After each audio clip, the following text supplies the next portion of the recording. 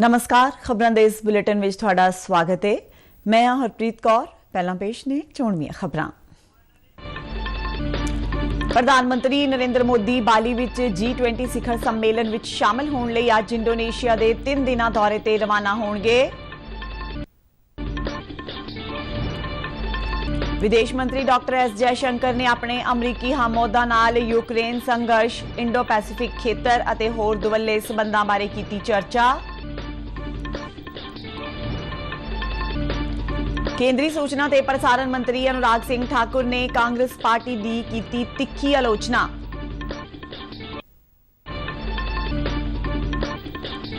ते अमृतसर विच अज तड़के तकरीबन 3:45 बजे भूचाल दे झटके महसूस किए गए। ते हुण खबरां विस्तार नाल। प्रधानमंत्री नरेंद्र मोदी इंडोनेशिया के बाली विच 17वें G20 शिखर सम्मेलन विच हिस्सा लैण लई अज 3 दिनां इंडोनेशिया दौरे ते रवाना हो रहे ने। शिखर सम्मेलन दौरान G20 देशां दे आगू सम्मेलन दे विषय इकट्ठे होवो मजबूत बनो समेत कौमांतरी चिंता के मुख मुद्दों ते वड्डे पद्धर ते विचार वटांदरा करनगे। G20 सम्मेलन के एजेंडे मुताबक कुल 3 सैशन होणगे। ये सैशन भोजन अते ऊर्जा सुरक्षा, सेहत अते डिजिटल तब्दीली ते आधारित होणगे। विदेश सकत्तर विनय मोहन कवात्रा ने नवी दिल्ली विच पत्रकारां नूं दस्सिया कि प्रधानमंत्री नरेंद्र मोदी अते G20 दे होर आगू बाली सम्मेलन दौरान समकाली मुद्दों ते विस्तृत चर्चा करनगे। इन्हां मुद्दों विच विश्व अर्थचारे की स्थिति, ऊर्जा, वातावरण, सेहत, खेतीबाड़ी अते डिजिटल तब्दीली नाल संबंधित मुद्दे शामिल ने। उन्होंने कहा कि G20 के सारे विचार वटांदरे मौजूदा विश्व आर्थिक ते राजनीतिक संदर्भ विच होणगे। उन्होंने कहा कि विश्व इस समय कई गंभीर चुनौतियां नाल जूझ रहा है, जिस विच कोविड तो बाद की आर्थिक रिकवरी, कर्जे की अनिश्चितता, यूरोप विच चल रहे संघर्ष अते इस दे नतीजे अते खुराक सुरक्षा, ऊर्जा संकट अते महंगाई दीआं चुनौतियां शामिल ने। G20 नेता इन्हां चुनौतियां ते विचार करनगे ते इन्हां नूं हल करन लई बहुपक्षी सहयोग की महत्ता ते जोर देणगे। विदेश सकत्तर ने कहा कि शिखर सम्मेलन के अंतिम सैशन में इंडोनेशिया के राष्ट्रपति प्रतीक रूप में प्रधानमंत्री नरेंद्र मोदी नूं G20 की प्रधानगी सौंपणगे। भारत इस साल 1 दिसंबर नूं रस्मी तौर पर G20 की प्रधानगी संभालेगा।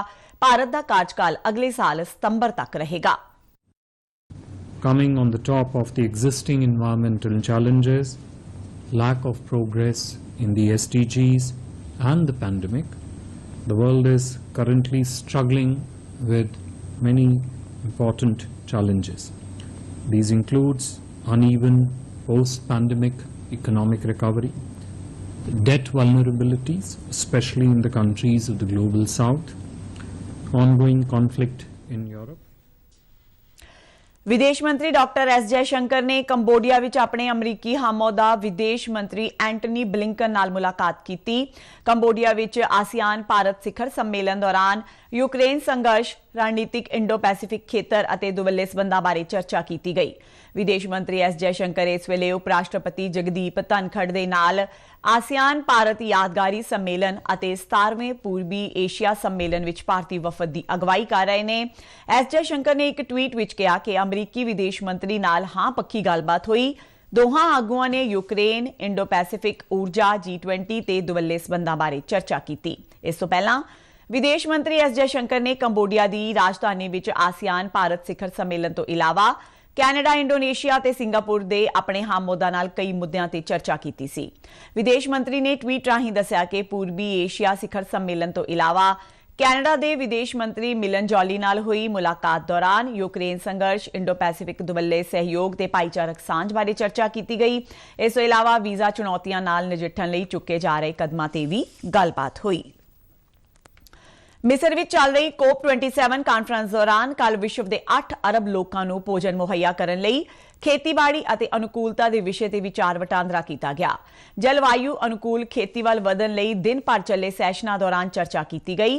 यह विषय अफ्रीका के कई देशों में लगातार 4 सोके, पाकिस्तान विच बेमिसाल हड़ां, यूरोप के तापमान विच रिकार्ड वाधे, अमरीका विच घट रही पैदावार अते 307 मिलियन लोगों के भुखमरी का शिकार होने के मद्देनज़र बहुत अहमियत रखता है। रूस यूक्रेन संघर्ष के चलदियां कणक, तेल बीजां ते खादां दी कौमांतरी पद्धर ते घाट दर्ज की गई है ते कीमतां विच भी वाधा देखण नूं मिल रहा है। ਕੇਂਦਰੀ ਸੂਚਨਾ ਤੇ ਪ੍ਰਸਾਰਣ ਮੰਤਰੀ ਅਨੁਰਾਗ ਸਿੰਘ ਠਾਕੁਰ ਦਾ ਮੁੰਬਈ ਪਹੁੰਚਣ ਤੇ ਜ਼ੋਰਦਾਰ ਸਵਾਗਤ ਕੀਤਾ ਗਿਆ। ਉਹ ਹਿਮਾਚਲ ਮਿੱਤਰ ਮੰਡਲ ਮੁੰਬਈ ਦੇ ਇੱਕ ਸਮਾਗਮ ਵਿੱਚ ਹਿੱਸਾ ਲੈਣ ਲਈ ਮੁੰਬਈ ਪੁੱਜੇ ਸਨ। ਇਸ ਮੌਕੇ ਕਾਂਗਰਸ ਪਾਰਟੀ ਦੀ ਤਿੱਖੀ ਆਲੋਚਨਾ ਕਰਦਿਆਂ ਅਨੁਰਾਗ ਸਿੰਘ ਠਾਕੁਰ ਨੇ ਕਿਹਾ ਕਿ ਰਾਹੁਲ ਗਾਂਧੀ ਦੀ ਭਾਰਤ ਜੋੜੋ ਯਾਤਰਾ ਵਿੱਚ ਟੁਕੜੇ-ਟੁਕੜੇ ਗੈਂਗ ਦੇ ਕਈ ਮੈਂਬਰ ਵੀ ਹਿੱਸਾ बने हुए ने। आगे कांग्रेस को अपना राष्ट्रीय अध्यक्ष चुनने के लिए यह अपने आप में दिखाता है कांग्रेस की हालत क्या है। और भारत जोड़ो तो छोड़ो, टुकड़े टुकड़े गैंग उसका भाग है। जो नारे लगाते थे भारत के टुकड़े हजार इंशाल्लाह इंशाल्लाह, जो पोस्टर चिपकाते थे a country without a post office, एक ऐसा देश जिसका नामो निशान न हो। जो लोग देश का नामो निशान मिटाने वाले थे, ऐसी सोच और ऐसी भावना रखते हो, वो इस यात्रा का हिस्सा, तो आप कल्पना कीजिए यात्रा कहाँ जा रही है।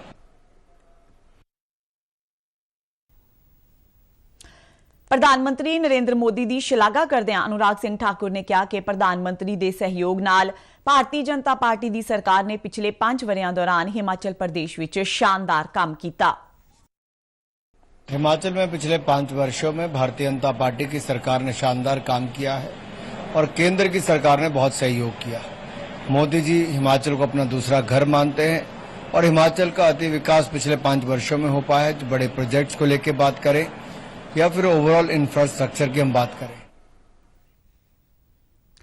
थल सेना मुखी जनरल मनोज पांडे फ्रांस के 4 दिना दौरे ते ने।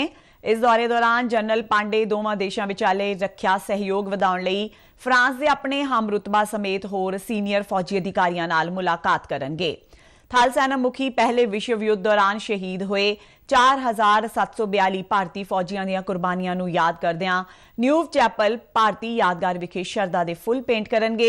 दुवल्ले रखिया सहयोग दे रुझेविआं नूं हर पद्धर ते मजबूत बनाउण अते सरगर्मियां विच एक व्यापक स्पैक्ट्रम नूं शामिल करन बारे भी इस दौरान चर्चा करनगे। भारतीय मुखी दी फ्रांस फेरी दौरान दोवां फौजां दरमियान आपसी भरोसा ते समझ होर मजबूत होवेगी। केंद्रीय सिक्ख्या मंत्री धर्मेंद्र प्रधान ने कहा है कि राष्ट्रीय सिक्ख्या नीति विच मात भाषा राहीं सिੱਖਣ ते जोर दिता गया है। उड़ीसा के अंगुल विखे ब्रह्म कुमारी ईश्वरीय विश्व विद्यालय के गोल्डन जुबली समारोह विच इकट्ठ नूं संबोधन करदिआं मंत्री ने कहा कि मात भाषा के माध्यम विच पढ़ाउण नाल विद्यार्थियों की समझ विच वाधा हुंदा है। भुवनेश्वर विच भारत की राष्ट्रपति द्रौपदी मुर्मू द्वारा राज की अपनी हालिया फेरी दौरान उड़ीसा विच इंजीनियरिंग दीआं किताबां की शुरुआत का हवाला देंदे हुए मंत्री ने कहा कि अपनी भाषा राहीं पढ़ाना ते सिखना व्यक्ति के बौद्धात्मक विकास विच वाधा करता है। पंजाब के अमृतसर तो 145 किलोमीटर उत्तर पच्छम विच अज तड़के 3:42 ते 4.1 तीव्रता वाला भूचाल का झटके महसूस किए गए। कौमी भूचाल विज्ञान केंद्र वालों जारी अंकड़ियां मुताबक भूचाल की डूंगाई जमीन विच 120 किलोमीटर हेठां सी। किसी तरह के नुकसान की कोई खबर नहीं है। कुछ इलाकों विच डर कारण लोग घरां विचों बाहर आ गए सन। पाकिस्तान की जेल विच बंद 2 मछेरियां की मौत मगरों उन्हां दीआं मृतक देहां अटारी वाघा सरहद राहीं कल सीमा सुरक्षा बल के अधिकारियों के हवाले कीतियां गईयां सन। ये दोवें जेतन अते उका इस्लामाबाद की जेल विच बंद सन। पाकिस्तानी सरकार ने दोहां दीआं मृतक देहां की पोस्टमार्टम रिपोर्ट भी भारतीय अधिकारियों के हवाले की। मृतकों की पछाण 35 साला जेतन पुत्र जीवा वासी कोटड़ा गुजरात अते 40 सालां दे उका भाई गोविंद भाई सोलंकी पुत्र सोलंकी गोविंद भाई वासी पिंड सोखदा गिर सोमनाथ गुजरात वजों हुई है। प्राप्त जानकारी अनुसार दोवें समुद्र विच मच्छियां फड़न वेले पाकिस्तान की हद विचले पानियां विच दाखिल हो गए सन, जिस मगरों दोवां नूं पाकिस्तानी फौज ने गिरफ्तार करके कराची दी मलेर लांडी जेल विच बंद कर दिता सी। केंद्र सरकार अपने पेंशनरां दीआं समस्यावां दे हल लई देश भर विच वख-वख थावां ते विशेष कैंपां दा आयोजन कर रही है।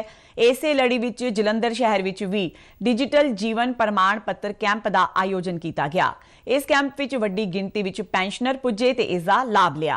डिजिटल जीवन प्रमाण पत्र की सहूलत देने लई पेंशनरां ने भारत सरकार का धन्नवाद किया। एक रिपोर्ट। केंद्र सरकार के पेंशनरां विच डिजिटल प्रमाण पत्र नूं उत्साहित करन लई केंद्रीय पेंशन ते पेंशनर भलाई महकमा इन्हीं दिनी एक देश व्यापी मुहिम चला रहा है। पिछले वरे नवंबर विच केंद्रीय परसोनल राज मंत्री डॉक्टर जितेंद्र सिंह ने स्मार्टफोन राहीं जीवन प्रमाण पत्र पेश करन लई फेस ऑथेंटिकेशन तकनोलॉजी नूं लॉन्च कीता सी। ਇਸ ਕੌਮੀ ਮੁਹਿੰਮ ਦੀ ਲੜੀ ਵਿੱਚ ਜਲੰਧਰ ਸ਼ਹਿਰ ਵਿੱਚ ਵੀ ਅਜਿਹਾ ਹੀ ਇੱਕ ਕੈਂਪ ਸੀਮਾ ਸੁਰੱਖਿਆ ਬਲ ਦੇ ਫਰੰਟੀਅਰ ਹੈੱਡਕੁਆਟਰ ਦੇ ਕੰਪਲੈਕਸ ਵਿੱਚ ਲਗਾਇਆ ਗਿਆ। ਇਸ ਕੈਂਪ ਬਾਰੇ ਪੈਨਸ਼ਨ ਮਹਿਕਮੇ ਦੇ ਅੰਡਰ ਸੈਕਟਰੀ ਧਨंजय ਸਿੰਘ ने जानकारी दी। उनको घर बैठे हो जा रहा है, घर बैठे अब उनको क्यू में बैंकों की लाइन में नहीं खड़े रहना है। सुदूर गांव से आते थे कभी तो उनको बैंकों का जानकारी भी नहीं होता था कि आज बैंक बंद है कि खुली हुई है। इसके अवेयरनेस आगे बढ़ाने के लिए अब जो भी गवर्नमेंट आगे इनिशिएटिव लेगी उसके अकॉर्डिंगली हम लोग भी अपना स्टेप फर्दर उठाएंगे। कैंप विच सूबे के ਵੱਖ-ਵੱਖ ਹਿੱਸਿਆਂ ਤੋਂ ਵੱਡੀ ਗਿਣਤੀ ਵਿੱਚ ਕੇਂਦਰ ਸਰਕਾਰ ਦੇ ਪੈਨਸ਼ਨਰ ਮੌਜੂਦ ਰਹੇ। इन्हां ਪੈਨਸ਼ਨਰਾਂ ने कैंप विच ਆਪਣੀਆਂ ਪੈਨਸ਼ਨ संबंधी होर भी ਵੱਖ-ਵੱਖ ਸਮੱਸਿਆਵਾਂ बारे चर्चा की ਅਤੇ ਨਾਲ ही केंद्र सरकार ਵੱਲੋਂ ਦਿੱਤੀ डिजिटल लाइफ सर्टिफिकेट की सहूलत ਲਈ ਭਾਰਤ ਸਰਕਾਰ ਦਾ ਧੰਨਵਾਦ ਕੀਤਾ। ਸਾਨੂੰ ਪਹਿਲਾਂ ਲਾਈਨਾਂ ਵਿੱਚ ਜਾਏ ਖੜੇ ਹੋਣਾ ਪੈਂਦਾ ਸੀ, ਇੱਥੇ ਬੜਾ ਕੰਮ ਆਸਾਨ ਹੋ ਗਿਆ ਤੇ ਸਾਡਾ ਇਹ ਜੋ ਕਾਰਡ ਹੈ ਬਣ ਗਿਆ, ਵਧੀਆ ਉਪਰਾਲਾ ਹੋਇਆ। ਬੈਂਕ ਵਿੱਚ ਜਾਈਦਾ ਸੀ, ਕਈ ਵਾਰੀ ਉੱਥੇ ਲਾਈਨ ਲੰਬੀ ਹੁੰਦੀ ਸੀ, ਸ਼ਾਮ ਤੱਕ ਬੈਠੇ ਰਹੀਦਾ ਸੀ। ਕਈ ਵਾਰੀ ਉਹ ਕਾਗਜ਼ ਲੈ ਕੇ ਸੁੱਟ ਦਿੰਦੇ ਸੀ, ਮੁੜ ਕੇ ਦੁਬਾਰਾ ਫਿਰ ਪੈਨਸ਼ਨ ਬੰਦ ਹੋ ਜਾਂਦੀ ਜੀ। ਹੁਣ ਇਹ ਫਾਇਦਾ ਹੋ ਗਿਆ ਵੀ ਘਰ ਬੈਠੇ ਅਸੀਂ ਕਰ ਲਾਂਗੇ ਸਭ ਕੁਝ। ਇਹ ਡਿਜੀਟਲ ਹੈ, ਇਹ ਘਰੋਂ ਬੈਠੇ ਬੈਠੇ ਕਰ ਸਕਦਾ। ਇਹਦੇ ਵਾਸਤੇ ਜਿਹੜੀ ਕੋਈ ਪ੍ਰੋਬਲਮ ਨਾ ਆਵੇ, ਇਹ ਅੱਜ ਯਤਨ ਕੀਤਾ ਗਿਆ। ਇਹ ਬਹੁਤ ਅੱਛਾ ਸਰਕਾਰ ਦਾ ਉਪਰਾਲਾ ਜੋ ਡਿਜੀਟਲ ਕਰ ਦਿੱਤਾ ਗਿਆ, ਬਹੁਤ ਅੱਛਾ ਹੈ, ਜੋ ਸਾਰਿਆਂ ਵਾਸਤੇ ਬਹੁਤ ਲਾਹੇਵੰਦ ਹੋਊਗਾ।